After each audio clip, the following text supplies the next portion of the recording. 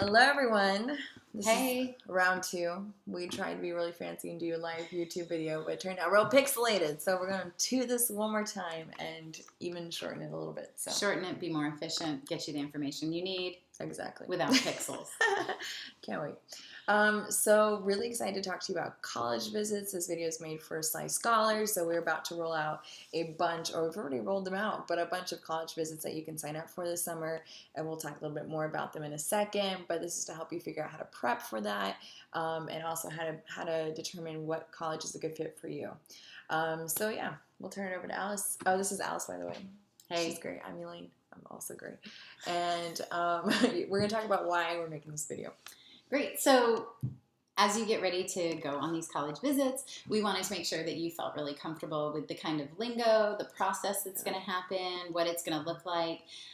We want to give you the tools to ask better questions so that you're not just getting yes or no answers or just real basic level answers from the admissions officers and the tour guides. We want you to be able to think more critically about how to get the information. Yeah. And we want to make sure that the tour is worth your time, the visit is worth your time. And in order to do that, you need to ask questions that can't be answered by looking at the website of the college we're visiting.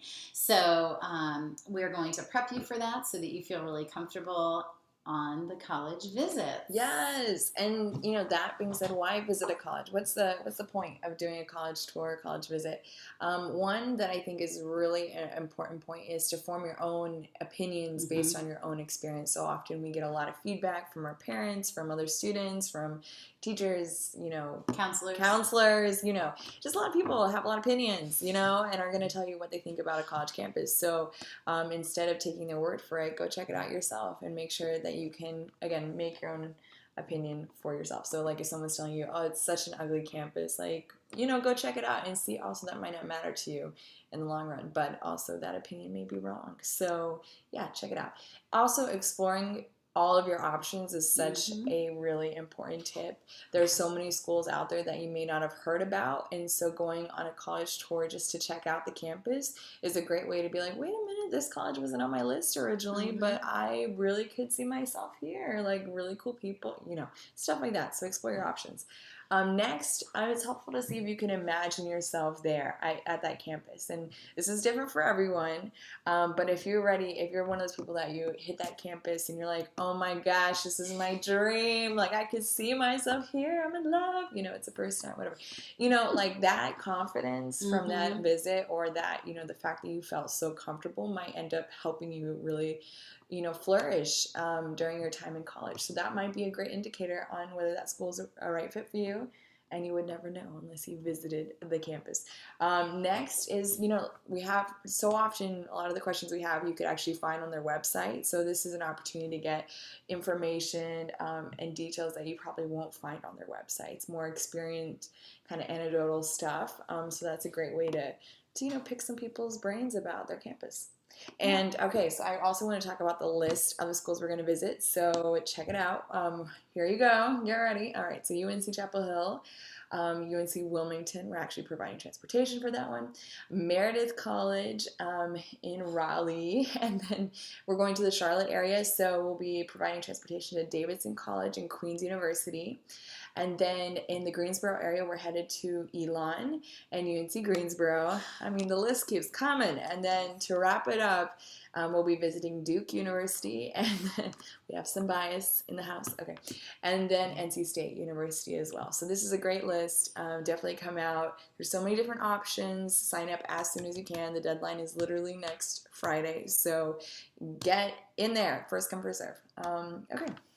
Great. So some of you may have filled out the survey on college visit interest earlier this semester, and you're thinking now, well, why aren't we going to the colleges that I wanted to go to? None of the colleges I wanted to go to made it to the final list that we've arranged for you guys.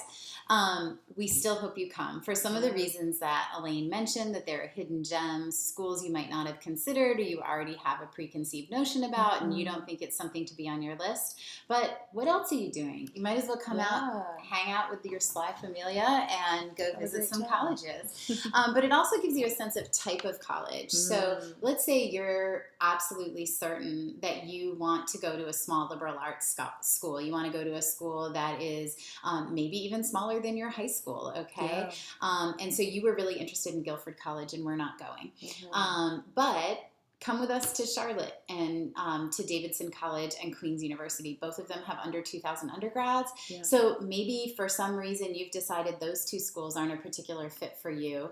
But you can learn a little bit about what life would be like on a small campus like at Guilford by coming with us to Charlotte. And maybe you'd find that one of those schools would be great. Or you're really interested in engineering, but you're not interested in going to school in Raleigh. Come to NC State and see what kinds of things are going on in engineering education and what kinds of things you would have exposure to if you attended a large state university. And some of that information would be transferable to thinking about going to a school like University of Texas Austin, Georgia Tech. You would get a sense of what those types of schools feel like. So you can compare and get a sense of general qualities of a school, even if we're not visiting all the exact schools. Plus, again, what else are you doing? Please come over. That was shade. Okay. You might add some schools to your list that you weren't considering before. That might be really exciting. True.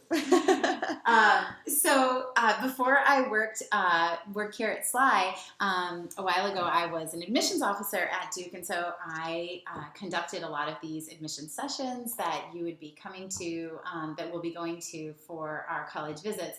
And so I want to give you a little sense of what that's going to be like in terms of structure. So when we arrive on campus, we'll meet up or be dropped off at the admissions office, and an admissions officer will talk to our group for about 30 minutes. It hopefully will just be our group. It will be a personalized tour for us.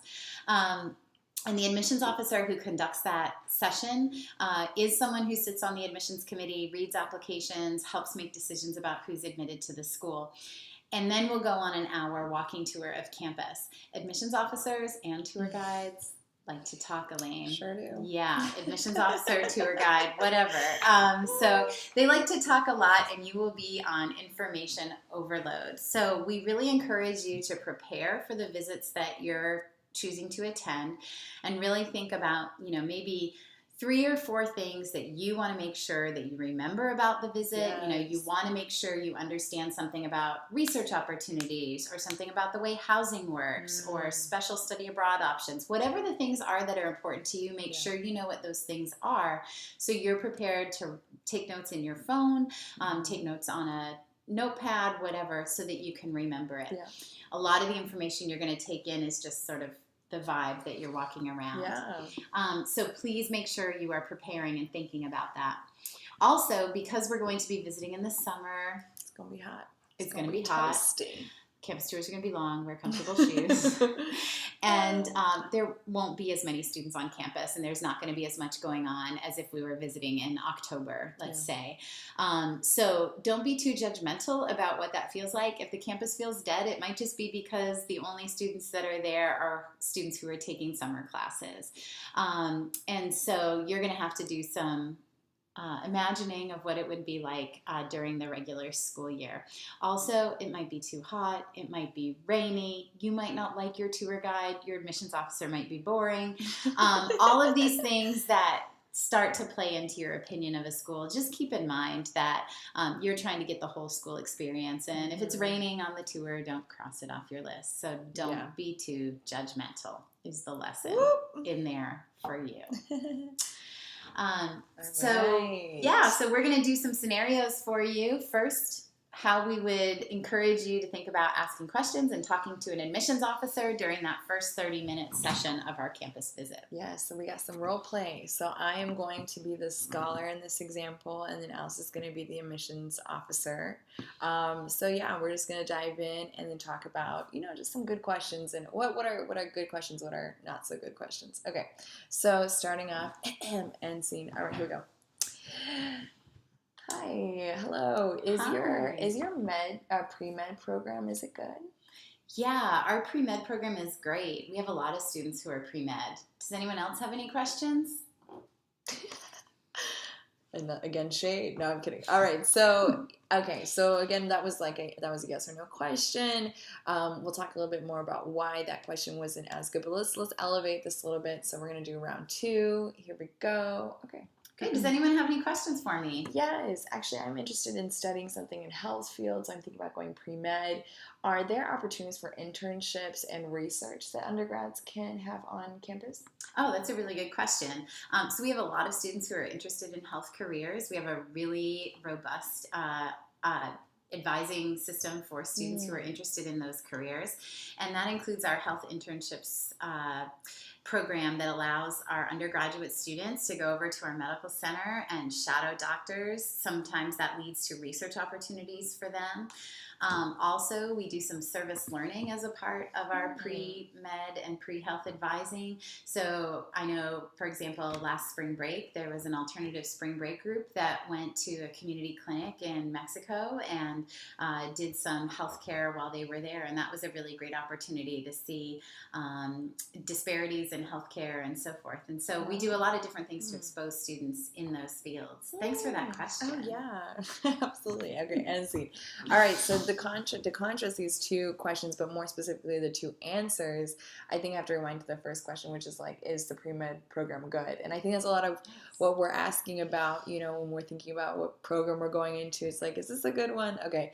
But really getting down before, how to frame that question a bit better is to think about, okay, what do we think makes a program good? Or in our opinion, are we looking for opportunities outside the classroom? Are really just determining what you're looking for and then embedding that in your question. And so that was in the example. All right, the next one, which is also real talk. Here we go, just diving into it. Okay. Hello, I have a really important question. Is it hard to get in? My test scores aren't so good. So our admission rate is about 67%, and our middle 50% on our ACT is at 25 to 29. So, but we look at everything. We read all the applications, and we consider a lot of factors. Okay. All right, pause. Okay, so already there, Alice hooked me up with a lot of facts, a lot of numbers, things that I actually could have found on the website. So we're gonna try to remix this question. So here we go. So other than my grades and my ACT score, how can I increase my chances of being admitted? Do you consider demonstrated interest? Are there other programs for prospective students that I can participate in, like open houses or multicultural weekends? Yeah, that's a great question. Of course, first and foremost, we're going to look at your transcript and your courses, your grades, and your test scores, but it's about more than that. And you mentioned the term demonstrated interest. So demonstrated interest is something that our school does take into account. And for those of you who might not be familiar with that term, that is a way where admissions offices are going to keep track of the number of contacts you have with our office. If you show up for a college fair, if you come back for our open house in October for seniors, if you come to our multicultural visit program that we have a weekend for this fall, all of those things demonstrate your interest, and we take that into account, and that can increase your chances a little bit. Another thing to be aware of, especially if you're trying to increase your chances of being admitted, is looking at our early action or early decision program, because I said our admission rate was 67%, but it's actually higher than that for students who apply early action. So if we're one of your top choices, you might consider applying early to get the best chance. Thank you. All right. Okay, so in these two examples, the first one I got a lot of facts out of the question, facts I could have looked up. The second one, I got strategies. So I think that's a really helpful thing to walk away with. And how can I increase my chances on getting into the school? Does that mean I need to start planning to go to programs or to special weekends, open houses, or I need to get my application in early just to increase my chances? So those are ways to start thinking about how to overcome any parts of your application that you're a little concerned about, specifically test scores. All right, so the next question was one I was really curious about how to build community at the campuses or the college that I would attend, specifically curious about the Latinx population on campus. So we're going to give 2 ways to ask this, and one that we think might be a better way to ask it too. So, all right, here we go. So I have a question about how many Latinx students are here? About 10% of our undergrad population identifies as Latinx. Okay. Pause. Great. All right. So, and again, another fact, we were curious about the number. We could have looked it up. But again, was that, I don't know, we could take this question to another You want to level. know more than that. And I'm trying to build community here, so how can I do that? Okay, so I'm going to ask this question again. Okay, so your school has about 10% Latinx students, and that's actually kind of high compared to other North Carolina schools, but really low compared to my high school. So how do you support underrepresented students once they get to campus, given that this is a predominantly white institution or a PWI? Yeah, so our campus community is really open and accepting, and we really embrace diversity. And so, it is mostly white students, but I don't think there's a lot of issues or special resources for students of color. Okay, and a quick question. Is there any ways I can get connected to maybe some alumni of color or some current students of color on campus? Oh, yeah, that might be helpful because that wasn't my experience. Since I'm not a student of color, my experience here was really different than maybe what you're asking about. So we have a really great multicultural center, and there is someone who oversees our new Latina sorority. She's the advisor, and she's staffed in that office. So when your tour guide takes you by there, I would recommend picking up the brochure. Perfect. Okay, and scene. All right. So that's another helpful way to kind of prep it. Typically, you will get some kind of generic answers like, kumbaya, everybody loves each other, ooh, it's great on here. But so often, we want some real talk, you know what I'm saying? So it's even easier or a great opportunity to get connected to alumni that can give you real talk or current students that are willing to share their experiences with you. I'm hearing a little beep beep. My daughter's alarm clock is going off, but I don't know where it is, so I can't shut it off. Oh my God. It'll shut off by itself momentarily, friends. All right. Here we go. Okay, so after the admissions session, we'll go on to talk to our tour guides who are typically current students. Keep in mind that the tour guides really wanted to be tour guides. They applied for this job or this volunteer opportunity, so they love their school and they're probably going to say good things. But again, we really want to get at the meat of the issue and really get good questions. We're going to switch up roles, and now Elaine is going to be our current student tour guide because that is something she's done before, and I'm going to be a very mature student. Wow. / mother. Here we go. So yeah, Elaine, do you like it here? Yeah, it's a great campus. My brother went here, so I've been, I've been visiting for a long time since I was like 12, so I'm really used to the campus, and it's a lot of fun, and I have really good classes. Great. Pause. All right, we're gonna not a helpful answer. Let's try this instead. Let's elevate. So Elaine, you really seem to like it here at this college. I'm wondering, are there things that are even better than you thought they would be? And on the flip side, are there things that have been kind of disappointing to you or things you really wish would improve about the campus? Yeah, so I mean, it's a great campus overall. I've enjoyed the classes, the people, my professors, and I think everyone should definitely attend here. The downsides are I would definitely say the bricks on campus. I have fallen quite many times, and that was painful. Also, parking is miserable. It's really hard to park on campus.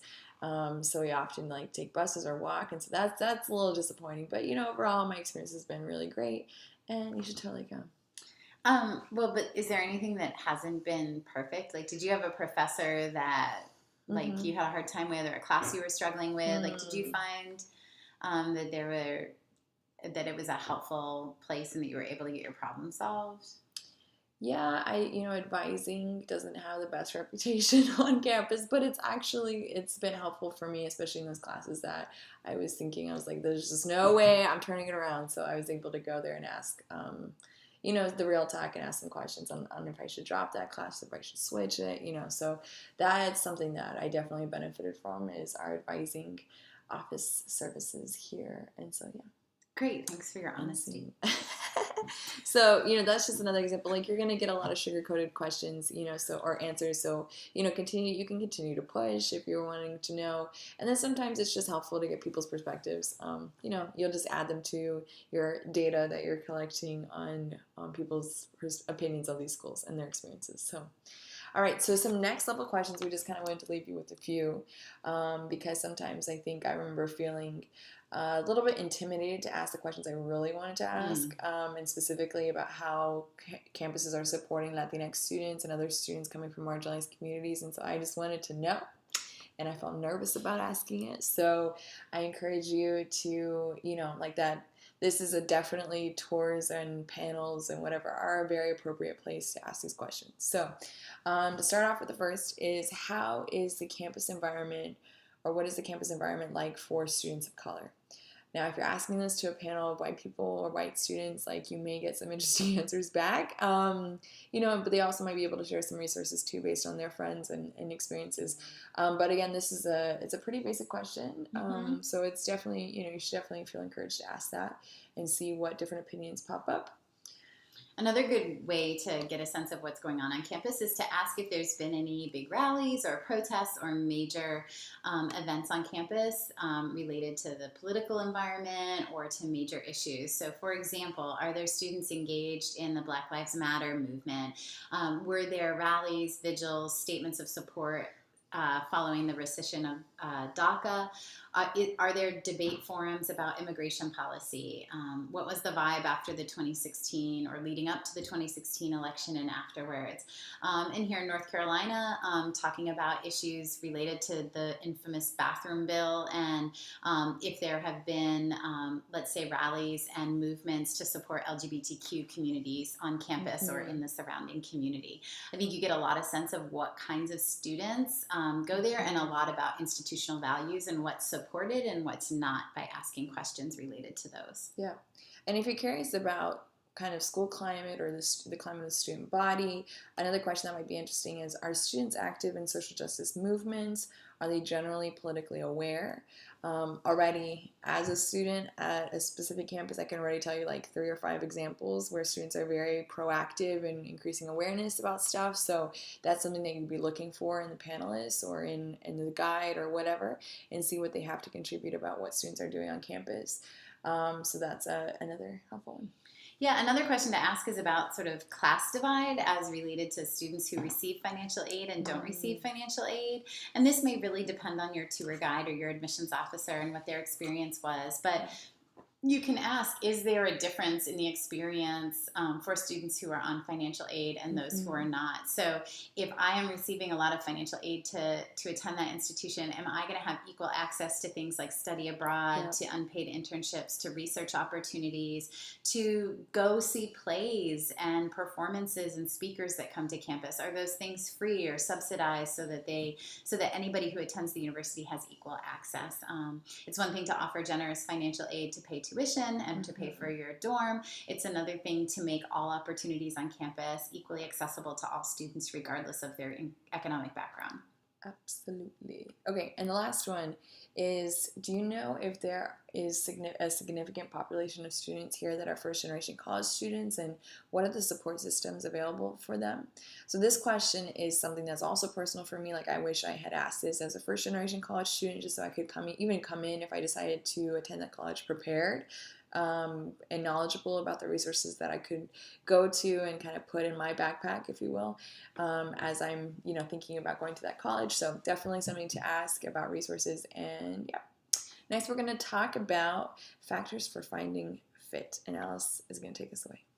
Yeah, so we've talked a lot about what the visit experience is going to be like, what it is that you should look for, what kinds of questions you can ask to figure out if it's a place that you would feel comfortable and confident and a place that you might want to apply. But when you're assessing whether or not a college would be a good match for you, there's 3 sort of main buckets that you want to consider. First, whether or not it's a good financial fit. Can the school provide you with a financial aid package that will make it affordable for you and your family? Second, academic fit. are you admissible? Do you have the grades and the test scores to get in? Yeah. And do they have the academic programs you're interested in? Mm. And then social fit, which we've actually touched on quite a bit with the kinds Yeah. of questions that we proposed for the campus tour guides.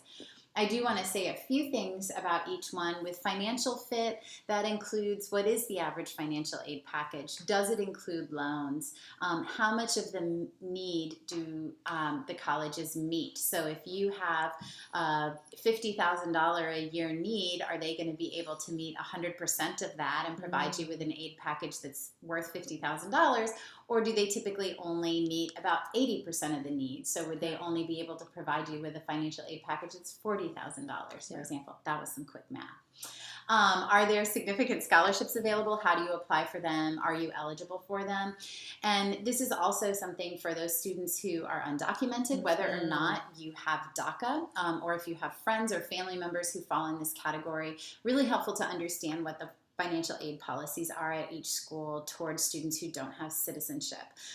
So those are questions we can help ask when we're on the college tours. Academic fit, I talked a little bit about grades and test scores and whether or not you fit the profile of the school, but it's also about whether they offer the academic programs you're interested in. Keep in mind, you're probably going to change your mind about what you want to study. Yeah. If you're looking at a list of majors that the school offers, you want to think broadly. For example, you might be really interested in criminal justice, and they may not offer a criminal justice major, but is it that you want to go to law school? Well, maybe philosophy or psychology or history or any number of things could be a good match for you. Or is criminal justice actually a focus that you can choose within the sociology department? So there's a lot of things that you can do there, and we encourage you to not be pigeonholed by a major you think you want to have. Real. And then social fit, campus diversity, cultural groups that will support your identity. But that also is the general vibe of the university. Is it competitive and cutthroat? Is it collaborative and helpful? Is the campus the right size? Is the surrounding community a place that you feel like you would enjoy? Are there good ethnic food markets? Are there good Mexican restaurants and good pupusas nearby, or whatever it might be? Good food trucks, good dance scene, whatever it is that might be important to you, you want to be able to find that out. So one of the things that we will make sure that we post and share with you guys is a spreadsheet that I did. I basically did some of your homework for you, looking at each of the colleges that we're going to be visiting this summer and providing information with admission statistics, diversity statistics, and financial aid statistics. When you catch a screenshot of that or look at the link that we provide you, I really encourage you to email or text me with questions or send your questions to Elaine, and we can provide handouts of that that spreadsheet with that information before we take off for our first visit to Carolina at the end of June. It's gonna be great. I can't wait. And so, to wrap up this video, we're super excited to provide this opportunity to our scholars and visiting these campuses. Again, please sign up. The deadline's coming up soon so we can prepare. I had such a great opportunity to be able to, again, see these campuses, see if they're a good fit for you, and also be able to go on this journey and adventure with, your SLI crew and your SLI familia. So it's going to be a lot of fun. We can't wait. It's going to be the highlight of our summers. And yeah, we're pumped. So again, if you have any questions, you know where to find us. Definitely reach out. And we hope this was helpful. So we'll be talking soon. Bye.